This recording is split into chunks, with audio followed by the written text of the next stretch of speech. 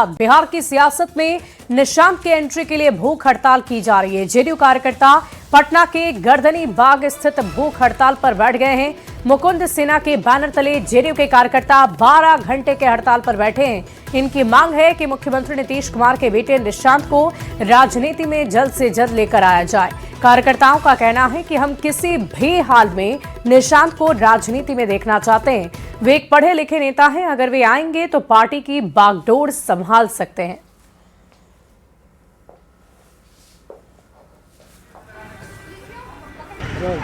बिहार की सियासत में निशांत की एंट्री को लेकर के पिछले कई दिनों से मुहिम चलाई जा रही है।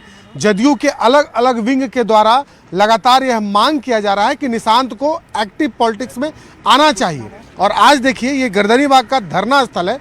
यहाँ पर जदयू के ही कुछ लोग धरना पर बैठे हैं। हालांकि तादाद इनकी बहुत बड़ी नहीं है, लेकिन इन्होंने यह मांग किया है कि निशांत को राजनीति में लाया जाए और इन्होंने भूख हड़ताल भी कर दिया है। धरना सह भूख हड़ताल पर यहाँ पर गर्दनी बाग में ये लोग बैठे हैं और इनकी एक ही मांग है कि निशांत को राजनीति में आना चाहिए। और इस बात को लेकर के पिछले कई दिनों से पटना में बैनर, पोस्टर, सियासी गलियारे में बयानबाजी हो रही है और आज लोग यहाँ पर धरने पर बैठे हैं, भूख हड़ताल पर बैठे हैं। क्या नाम है आपका? मुकुंद कुमार, मुकुंद सेना के राष्ट्रीय। मुकुंद जी, आप लोग भूख हड़ताल पर बैठे हैं। देखिए, हम लोग नहीं बैठे हैं, पूरे बिहार वासी के लोग के मांग पर हम आज यहाँ बैठे हैं। और निशांत कुमार, लोगों को कहना है कि निशांत कुमार केवल नीतीश कुमार के पुत्र नहीं है, पूरे बिहार के लोगों का पुत्र हैं। जिस तरह से नीतीश कुमार का निशांत कुमार के ऊपर अधिकार है, उसी तरह पूरे बिहार वासी का निशांत कुमार के ऊपर अधिकार है। अगर नीतीश कुमार नहीं रहेंगे तो बिहार के विकास बाधित होगा। उनके समय रहते जीवन काल में ही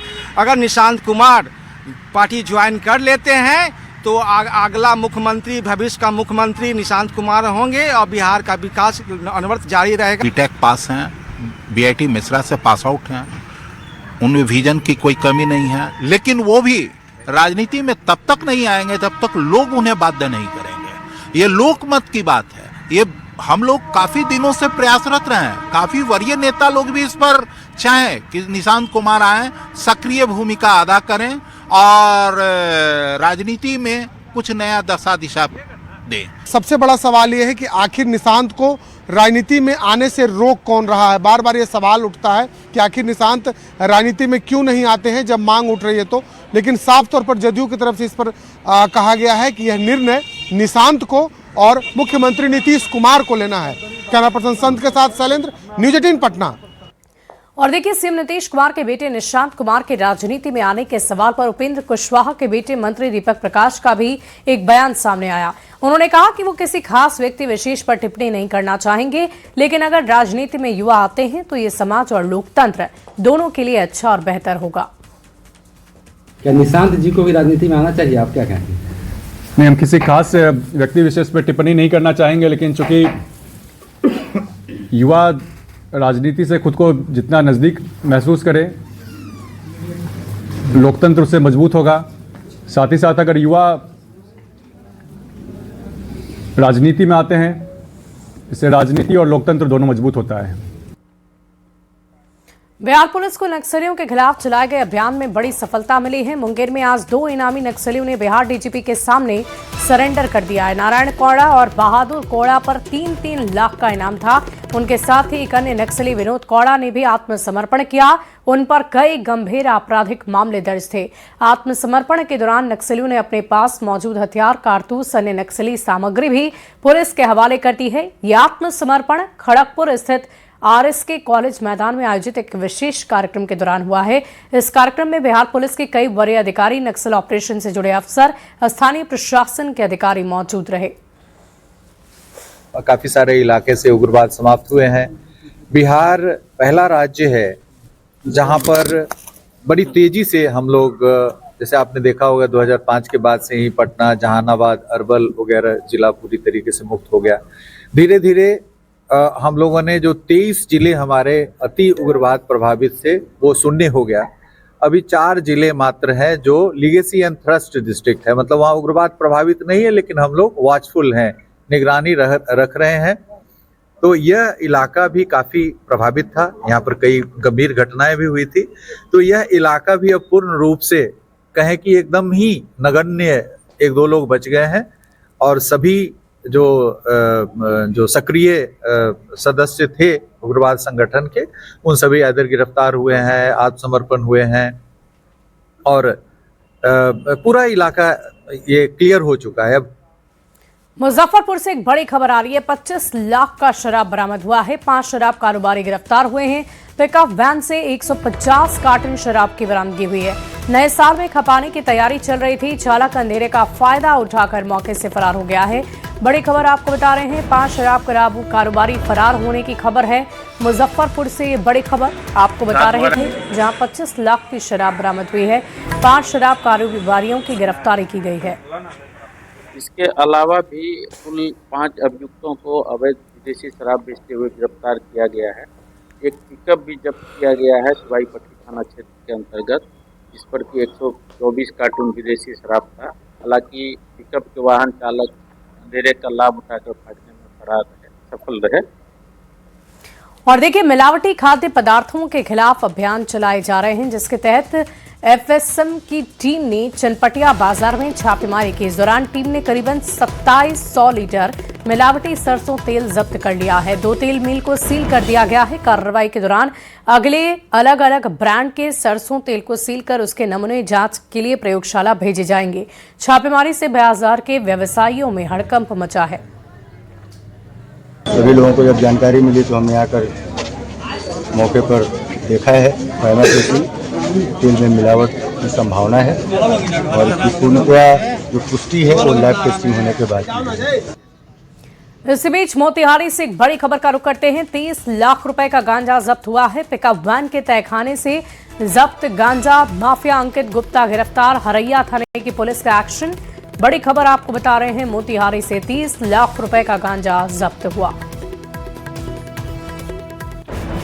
तो गांजा माफिया को भी गिरफ्तार कर लिया गया है। 30 लाख रुपए के गांजे को जब्त किया गया है। बिहार में शराबबंदी के बाद से सूखे नशे का कारोबार भी फल फूल रहा है। पिकअप वैन के तहखाने से ये जब्ती की गई है। और देखिए, इस बीच मंत्री विजय सिन्हा का एक पोस्ट सामने आया है। भू माफियाओं को लेकर पोस्ट किया गया है। सोशल मीडिया एक्स पर पोस्ट किया गया है। भू माफिया को लेकर सख्ती दिखाई गई है। तैयार हो रही है माफिया की लिस्ट। हर जिले में तैयार हो रही लिस्ट। फर्जीवाड़ा करने वालों पर सख्त एक्शन लिया जाएगा। दोषी अधिकारी भी बख्शे नहीं जाएंगे। विजय सिन्हा ने ये पोस्ट साझा किया है सोशल मीडिया एक्स के जरिए, जिसे आप तस्वीरों में देख रहे हैं।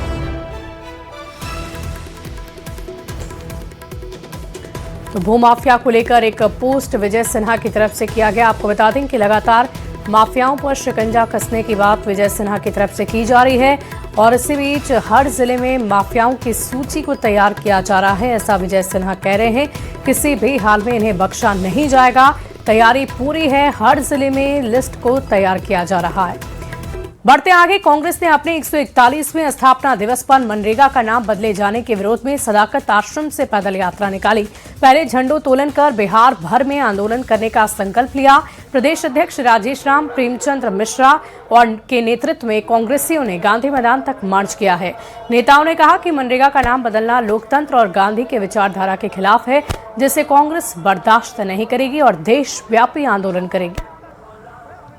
हमारा कांग्रेस पार्टी का स्थापना दिवस है और हम 101वां स्थापना दिवस आज मना रहे हैं और 28 दिसंबर 1885 में कांग्रेस पार्टी के नॉन पॉलिटिकल पार्टी के रूप में आंदोलन के लिए ईस्ट इंडिया कंपनी के आज़ादी के लड़ाई के लिए ये स्थापना हुई थी। और जब प्रथम अधिवेशन हुआ था तो हमारे बनर्जी साहब उसकी अध्यक्षता किए थे। तो मनरेगा को जो खत्म किया गया, तो मनरेगा जिस तरह से खत्म किया गया और मनरेगा को लगातार मोदी सरकार कमजोर करती रही।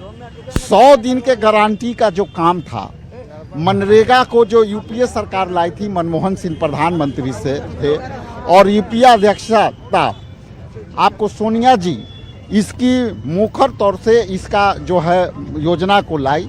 आज इसलिए मोदी सरकार बंद कर दिया कि बापू के नाम से, गांधी जी के नाम से यह 100 दिन के गारंटी जो मजदूरों को मिलता है गांधी जी के नाम से नफरत के आधार पर इसको मनरेगा को खत्म किया। बढ़ते आगे अगली खबर जमुई से आ रही है, जहां झाझा जसीडीह रेलखंड पर टेलवा हॉल्ट के पास बेपटरी हुई मालगाड़ी के डिब्बों को हटाने का काम युद्धस्तर पर जारी है। आसनसोल दानापुर रेल मंडल की टीम ट्रैक से बोगियों का मलबा हटाने में जुटी हुई है, जिसकी निगरानी वरिष्ठ रेलवे अधिकारी कर रहे हैं। झाझा एसडीपीओ ने बताया कि तेजी से काम चल रहा है। उम्मीद है कि रात तक रेल का परिचालन सुचारू रूप से शुरू भी हो जाएगा।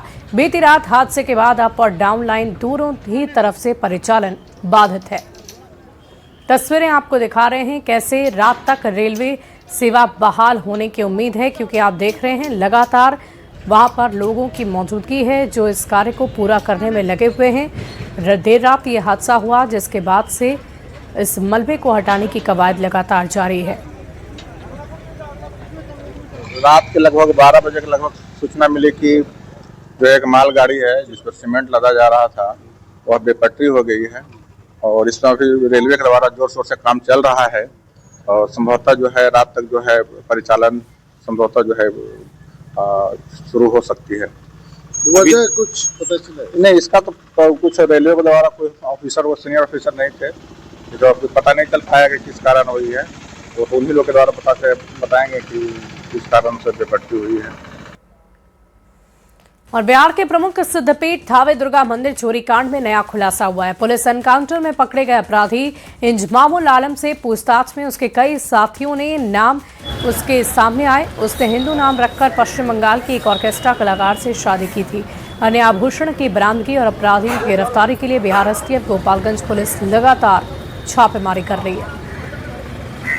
सिद्धपीठ थावे दुर्गा मंदिर में हुए चोरी कांड के मामले में पुलिस की छापेमारी लगातार जारी है। बिहार एसटीएफ और गोपालगंज की एसआईटी की टीम इस वक्त यूपी के अलावा बिहार के भोजपुर, मोतिहारी और गोपालगंज में अपराधियों के कई ठिकानों पर छापेमारी कर रही है। पुलिस मुठभेड़ में पकड़े गए अपराधी इंजमामुल आलम को जब सदर अस्पताल के इमरजेंसी वार्ड में भर्ती कराया गया और एसपी ने यहां पूछताछ की, तो पूछताछ के दौरान कई चौंकाने वाले मामले खुलकर सामने आए। पुलिस ने इंजमामुल की प्रेमिका से भी पूछताछ की है। प्रेमिका का नाम मोहिनी है और वह पश्चिम बंगाल की रहने वाली है और एक ऑर्केस्ट्रा ग्रुप में काम करती थी। प्रेमिका ने यह बताया कि इंजमामुल ने नाम बदलकर हिंदू लड़के का नाम रखकर उसके साथ धोखे से प्यार किया और फिर शादी की। शादी के बाद 11 महीने से दोनों एक साथ ही भोजपुर में रहते थे, लेकिन इस बीच इंजमामुल अपनी प्रेमिका को भी धोखे में रखकर कई बड़ी चोरी की घटनाओं को अंजाम देता रहा। इस दौरान थावे मंदिर में भी उसने बीते 17 दिसंबर को चोरी की वारदात को अंजाम दिया था। इसके बाद सीसीटीवी फुटेज में जब उसका चेहरा सामने आया और मोतिहारी की पुलिस ने एक चोर गिरोह को पकड़ा, तो ये बात सामने आई कि इंजमामुल ने थावे दुर्गा मंदिर में भी चोरी की वारदात को अंजाम दिया। इसके बाद मोतिहारी पुलिस की इनपुट पर गोपालगंज की एसआईटी और एसटीएफ ने इंजमामुल की गिरफ्तारी के लिए घेराबंदी की। इस दौरान इंजमामुल ने पुलिस पर ही फायरिंग कर दी और मुठभेड़ हो गई। मुठभेड़ के दौरान इंजमामुल को पैर में गोली लगी और थावे थाना क्षेत्र के रिखई टोला से अपराधी की गिरफ्तारी हुई। इस वक्त इंजमामुल का इलाज पीएमसीएच पटना में चल रहा है, लेकिन उसके जो बाकी साथी हैं उनकी गिरफ्तारी के लिए बिहार एसटीएफ गोपालगंज की एसआईटी लगातार छापेमारी कर रही है। गोपालगंज के एसपी अवधेश दीक्षित ने बताया कि इंजमामुल के पास से कई हथियार भी बरामद किए गए हैं और चोरी के जो आभूषण है वो भी रिकवर किए गए। हालांकि बाकी के आभूषणों की बरामदगी के लिए इस वक्त पुलिस की टीम लगातार छापेमारी कर रही है। गोविंद कुमार, न्यूज 18, गोपालगंज। और देखिए, मुंगेर के नयाराम नगर थाना क्षेत्र के पटाम गांव में कल बीती शाम शराब माफिया को पकड़ने गई पुलिस टीम पर हमले के मामले में एसपी ने एक बड़ा खुलासा किया। एसपी ने बताया कि मुफस्सिल थाना की क्यूआरटी टीम बिना स्थानीय थाना को सूचित किए सिविल ड्रेस में छापेमारी करने पहुंची थी। झड़प में एक पुलिसकर्मी घायल हुआ। जांच में टीम के आचरण को संदिग्ध पाया गया। इस मामले में एक सिपाही समेत कुल 5 लोगों को गिरफ्तार किया गया है। अन्य पुलिसकर्मियों की भूमिका की जांच लगातार जारी है। सिविल ड्रेस में वहाँ पे पहुँच गए और पहुँच करके रेड किया। रेड करने के उपरांत वहाँ पे कुछ ग्रामीणों के साथ इन लोगों का झड़प हुआ और जिसमें एक सिपाही घायल हो गया। इसमें अभी हम लोगों ने जब घटना की सूचना मिली तो हम लोगों ने घटनास्थल पे जा करके उसका निरीक्षण किया और उसमें घटनास्थल से करीबन 4 लोगों की अरेस्टिंग हुई है जो कि सिपाही के साथ मारपीट करने में शामिल थे। इसमें सिपाहियों का भी रोल संदिग्ध है, क्योंकि बिना वरीय पदाधिकारी को बताए सिविल ड्रेस में वहाँ पे रेड करना और जा करके कोई सूचना नहीं देना, लोकल थाना को कोई सूचना नहीं देना, ये बहुत संदिग्ध इन लोगों का आचरण है। सासाराम के रोहतास प्रखंड में अकबरपुर में कैमूर पहाड़ी तक बनाए जा रहे रोपवे के धराशायी होने के बाद बिहार राज्य पुल निर्माण निगम की टीम जांच में जुट गई है। निगम ने आईआईटी पटना को डिजाइन और संरचना की ऑडिट के लिए जिम्मेदार बनाया है। 13 करोड़ 65 लाख की लागत वाला रोपवे ट्रायल के दौरान ही ध्वस्त हो गया। जांच पूरी होने के बाद लापरवाही स्पष्ट होगी।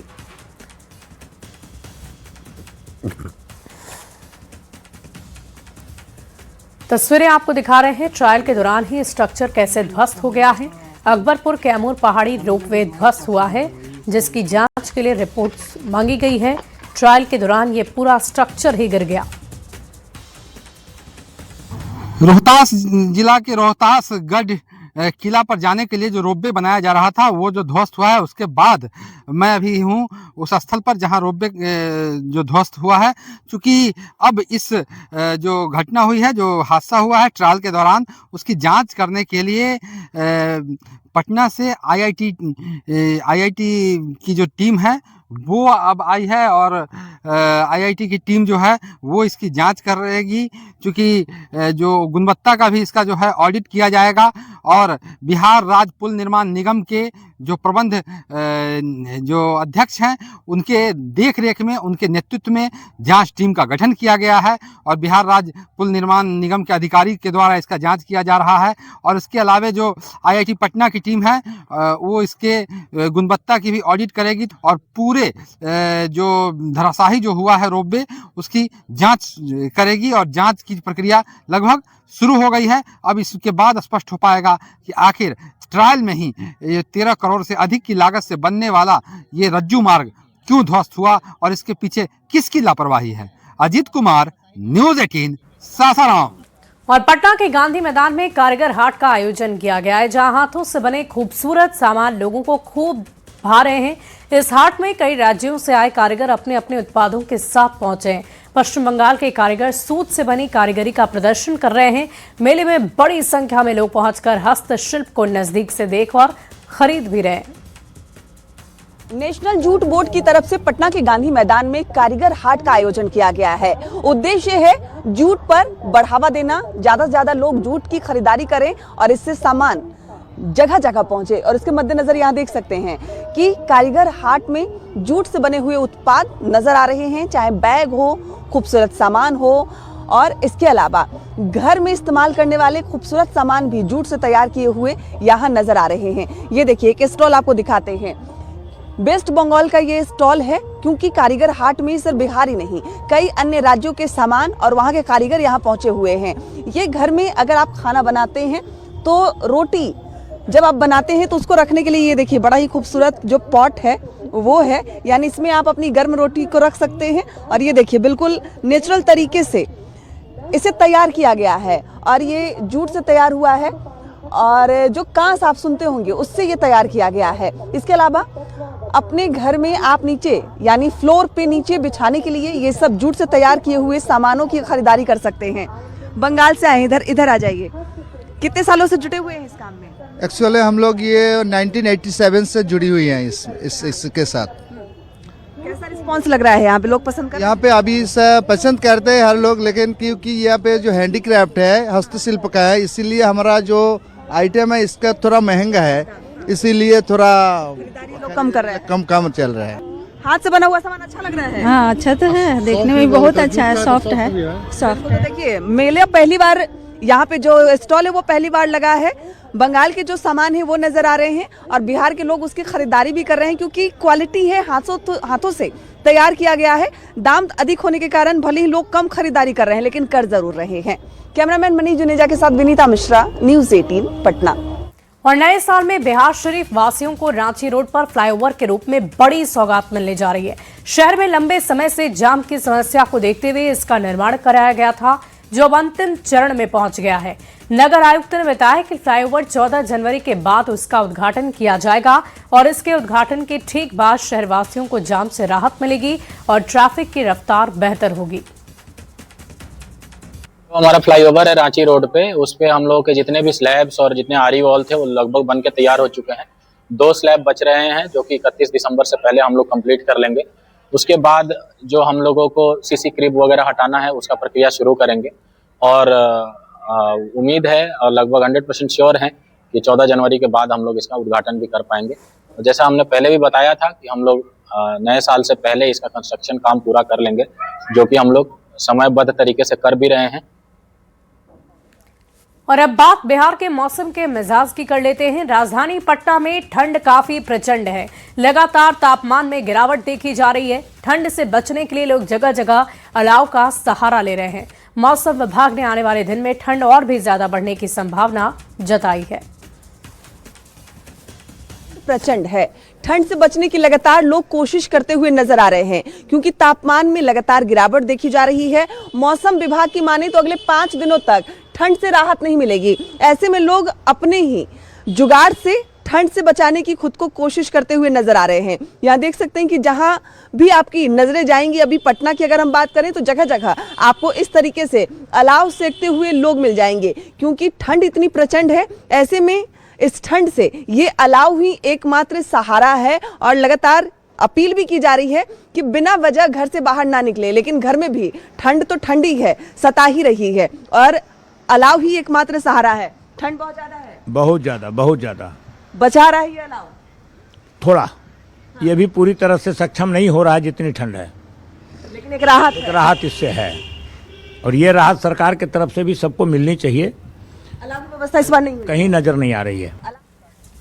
और फिलहाल इस बुलेटिन में अभी के लिए बस इतना ही। आगे देखिए जोहार झारखंड।